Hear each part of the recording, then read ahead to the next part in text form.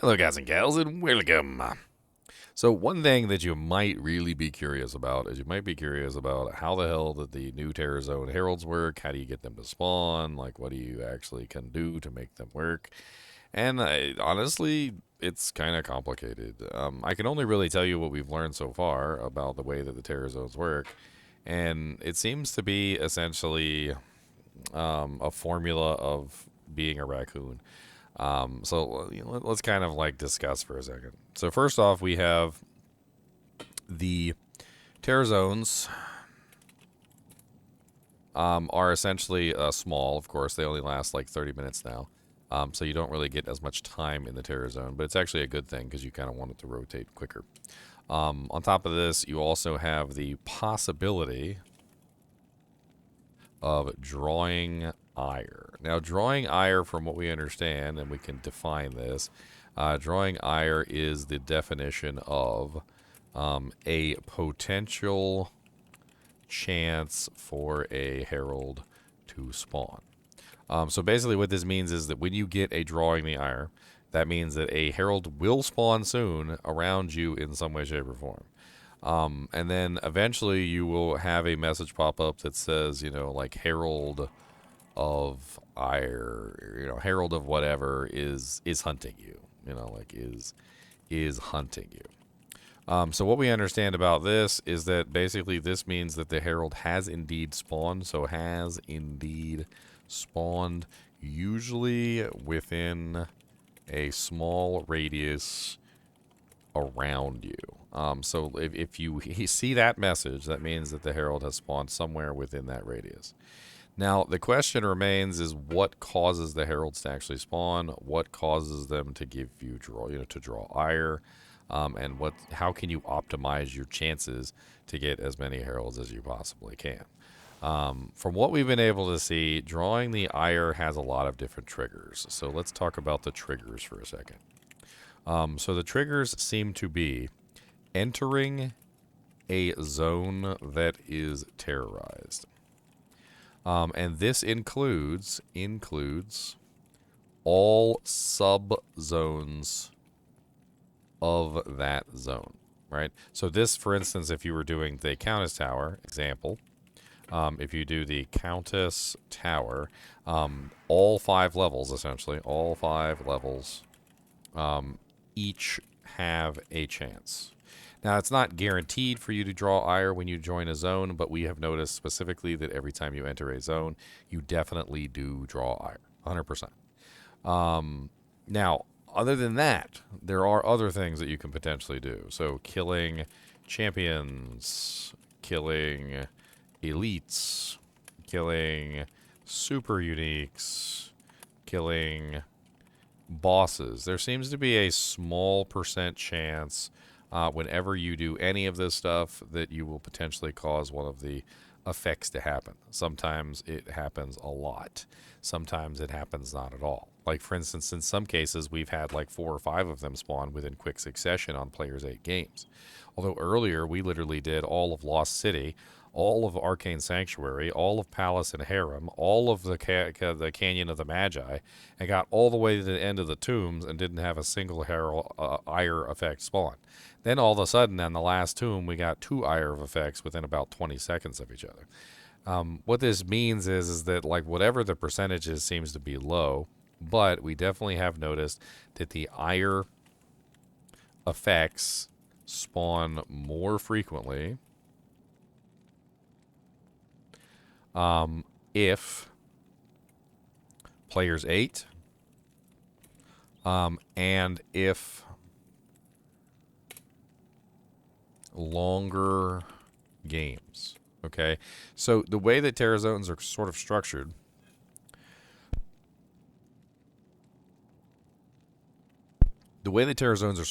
is that they have 30 minutes, right? And you can only do one.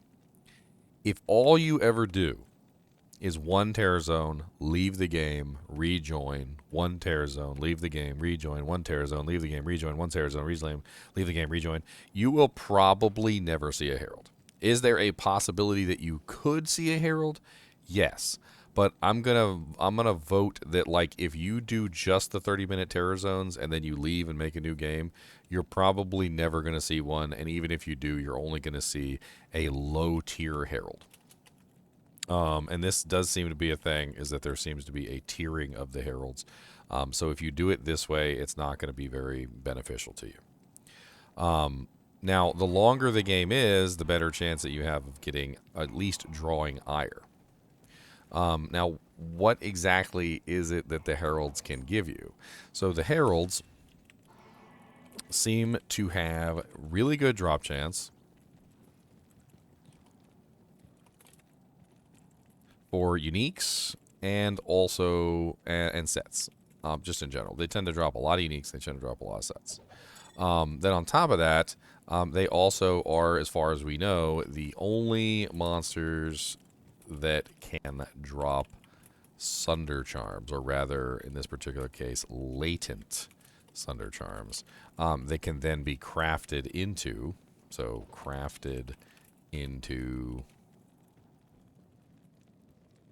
renewed Sunder charms, which are the way better Sunder charms.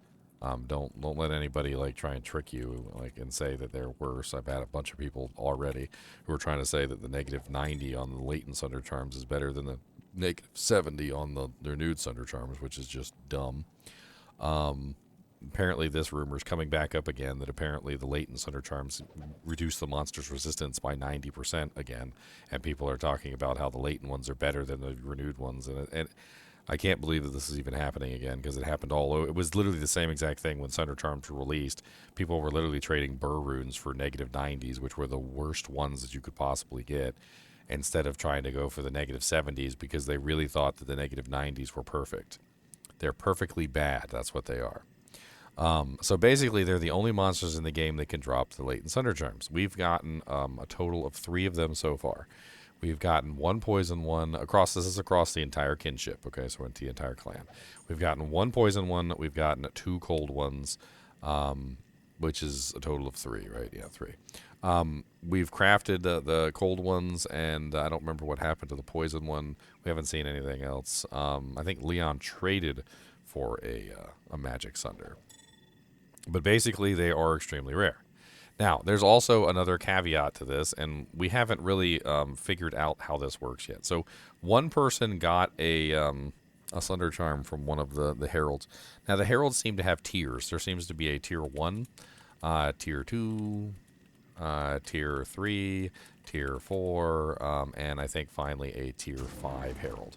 And basically the way that you trigger these seems to just be to kill each one, so they are in succession of each other. So in that case, it's pretty much just when you kill your first herald, that becomes a tier 2 for the next one becomes a tier 3, and so forth and so on. And it does seem like the higher tier heralds have a higher drop chance.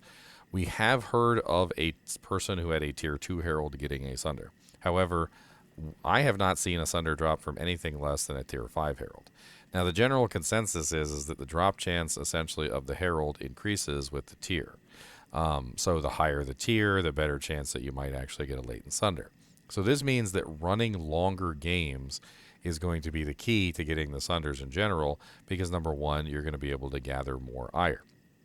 Number 2, you're going to be able to gather more actual herald kills, and every herald kill that you get tiers up the next herald, making it harder and drop more loot. And make no mistake, when I say that the tier 5 heralds are more difficult, they are definitely more difficult.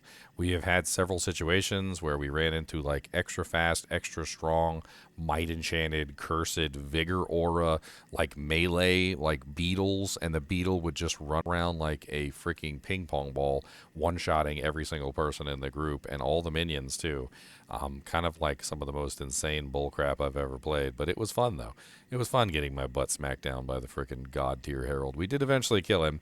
It took some effort, and we had to like kind of quarter him off to the side and like deal with him, but it was definitely not pleasant, as every single person that came down to try and get their bodies was literally just instantly one shot, because he was so fast he could cross the entire distance of the screen in a matter of seconds. So when I say the tier 5s are more difficult, you will definitely find some of the tier 5s can be extremely deadly. But in general, you want to reach those tier 5s because you're trying to get a higher and better like drop rate, right? So like when it comes to the games, there's a general strategy that I like to employ. So the first thing I do is I do the randomized TZ. I don't want to waste anything. We just do the randomized TZ first.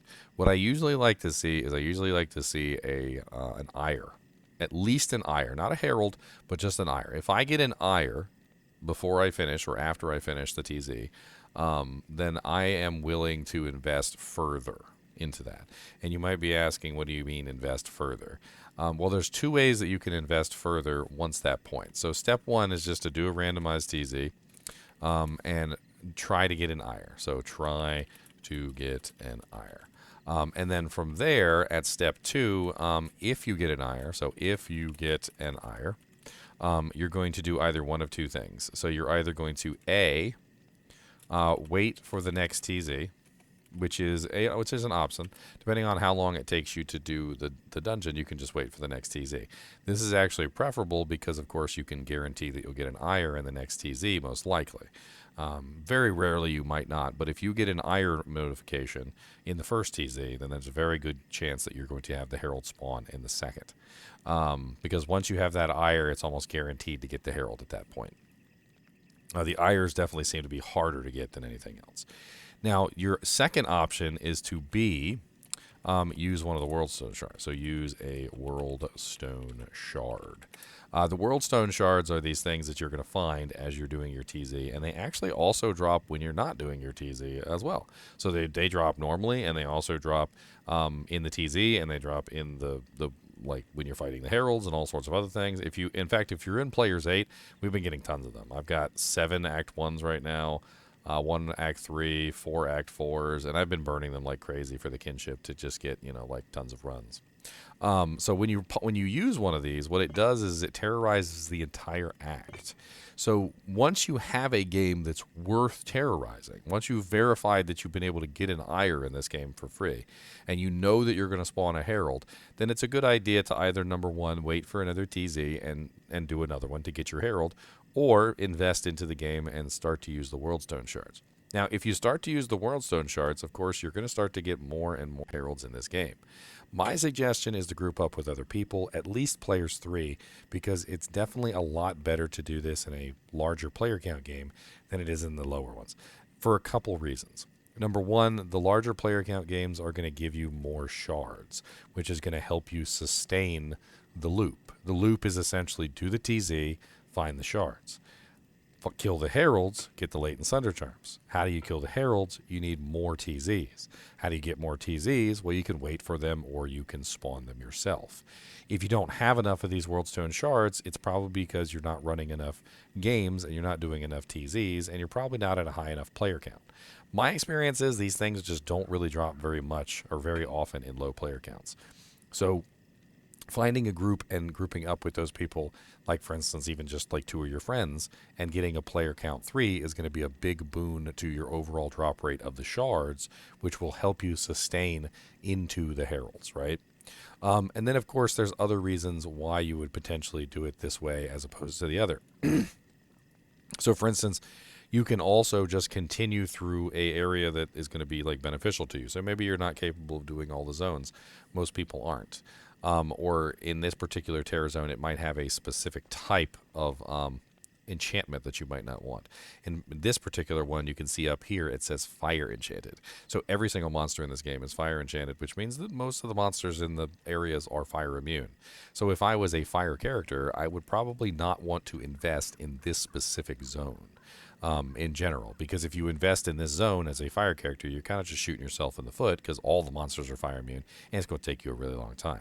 There definitely are some bad enchantments specifically for certain characters, like Cursed is absolutely awful. I would never invest into a Cursed map. We did early on and it was so painful. Cursed is essentially where the monsters will always apply amplified damage to you, and it is so painful. I do not recommend. Do not do it. Just do not do it. There's some other like halfway decent ones, like Extra Strong does make them hit harder, but it's not like as bad as Cursed. Extra Fast is really nasty. I would not do an Extra Fast one because the monsters can just like they run up on you so quick, you don't even know what's going on, and you're just dead. Extra fast is nasty even at the best of times, and once you start applying it to every single monster, you're going to run into tons of monsters that are going to just absolutely whoop your butt cheeks. Lightning Enchanted isn't so bad unless you're, a lightning character, but it does have some connotations of doing massive amounts of screen damage in general, so you do have to kind of watch out for all the screen damage that's going to be coming out. I mean, it's a case-by-case basis, right? If you're a cold sorceress, you're not going to want cold enchanted, but if you're like a fire sorceress, then fire enchanted is the one that you're looking out for. Cold doesn't really matter, right? So, don't invest into a bad game, especially when you're actually spending your worldstone shards, because that's stupid. You don't want to invest your worldstone shards and then end up in a game that you can't even complete anything in. Another thing is that, as I talked about earlier, every single time you enter a zone works. So, for instance, I said here that triggers entering a zone that is terrorized includes all subzones in that zone. So, if you're trying to trigger the ire to happen, this means that you need to go everywhere. So, if you terrorize an entire zone, you need to go into Cold Plains. You need to go into the hole in Cold Plains. You need to go to Stony Field. You need to go to Underground Passage in Stony Field. You need to go into Tristram. You need to go into Underground Passage Level 2. You need to go into Black Marsh. You need to go into, I can't remember what it's called, the cave or the hole in Black Marsh. You need to go into the tower. You need to go into every level of the tower. And in general, if you're really trying to get these heralds to spawn, you want to really scour the entire zone. You want to murder everything in the zone from the beginning to the end. You want to go into every area. You want to kill every elite monster. You want to kill every champion. You want to murder them all. And that seems to be the most effective way of potentially getting the heralds to spawn. And then once you get the heralds to spawn, of course, then you hope for those beautiful Sunder charms to fall, which, unfortunately, even though we found 3 of them so far, we're still, still trying to find more. It's rough. The drop rate is not very high. And if you haven't found one yet, I wouldn't be embarrassed about it, because with the full might of our kinship, we've only found a couple at best, which isn't really too promising. But we are starting to figure out how the heralds work. We are starting to figure out the best ways to spawn them. We're starting to figure out more and more about how to optimize your chances. So because the heralds are so rare, and because the heralds are so just not high drop rate, you definitely want to have a barbarian for some find item nearby to hork the corpse. Horking the corpse is definitely a solid, because it gives you 1 extra chance at getting a Sunder from the herald, which is huge, especially since you can only get maybe even if you do a full game, you're still only talking about maybe 20 or 30 heralds for the whole game. Whereas if you do a whole act, you might be talking about 5 or 6 heralds for the whole act, which of course is going to double your chances of getting the items that you're looking for. Now, interestingly enough, their drop rate on other items is really good too, so you see a lot of crazy items fall out of them, which is actually really neat. I think that's pretty much it for these guys. We don't really know exactly if there's a limit to the lowest tier that you can potentially have a herald be and still drop it. We do know specifically that in the kinship, the person who found the poison Sunder found it at tier 2. So they found a poison Sunder at tier 2. So I'm not sure if you can potentially get one at tier 1. We haven't confirmed whether tier 1 is the lowest that you can potentially get a Sunder from. But most of the Sunders that we've got have come from tier 5s, which are basically full game clears, and that seems to be the key. There's nothing negative about fully clearing the game. If you want to do the full clear version and use all your worldstone shards, there's really nothing negative about this. The worldstone shards really kind of feed into themselves. If you have 8 people in the game, you're going to get more back than when you start. My suggestion is that whoever uses the worldstone shard gets their shard back, and then everybody else can just pick up the ones that fall. As you go along, you'll end up with so many worldstone shards that you shouldn't necessarily worry about it all that much. Obviously, some worldstone shards are more important than others, and you need to be a little bit strategic about which area you use the worldstone on. So, for instance, if you are, and this could be called step 3, strategize your shard usage. I probably misspelled that word horribly. And what I mean by strategize your shard usage is, well, if you'd had a bunch of random zones, like say for instance your first zone was in Act 4, right? And then you had another terrorized, randomized terror zone in Act 4. Well, that means that most of Act 4 is now depleted. So why would you use a Tier 4 shard in a game that has a bunch of areas already like destroyed, right? So like you wouldn't use your Worldstone shard in a zone that's already been like mostly or partially completed, because that's just a waste of your shard. You're going to use it in a zone that really hasn't been done yet, right? Another interesting strategy is number one, to do the random zones as they spawn, even if you are doing the Worldstone shards. So what this means is that the Worldstone shards are essentially your like terrorizing an entire act, right? So let's say you terrorized Act 1 as an example. If you terrorize Act 1 and chaos spawns while you're doing Act 1, stop what you're doing, because there's no timer on your Act 1. Stop what you're doing and go do the chaos, right? And then come back. And then if it switches again and now it's Bloody Foothills, stop what you're doing and go do the Bloody Foothills and then come back. The reason why you do this is because you're going to get the most bang from your buck with this particular strategy. So you're going to be able to essentially make a optimized form of getting as many terror zones as you can in the game that you're in, and then not spending as many Worldstone shards for it. So if it takes you like a couple hours, like say for instance it takes you like 2 hours to complete, you know, an entire act, right? Well, in that 2 hours you've got 4 potential free zones. One of them could spawn in Act 1, and if that case that would be, you know, kind of poopy. But like as long as they spawn in any of the other acts, you can of course go to those, do those as you're running your zone, and you're fine. And then afterward you can strategize a little bit more, and you can be like, okay, well, where did those 4 zones fall? Are any of the other acts untouched? And like say for instance none of them went into Act 5. Well, then you could run Act 5 for your next one, and you could use that one because that one hasn't been like contaminated with all the terror zones and wiped out. I mean, overall, it's a very interesting system that promotes raccoonism. So this new terror zone system is a raccoon friendly system, because it encourages you very strongly to clear everything. You want to kill everything. You want to just absolutely wipe the game.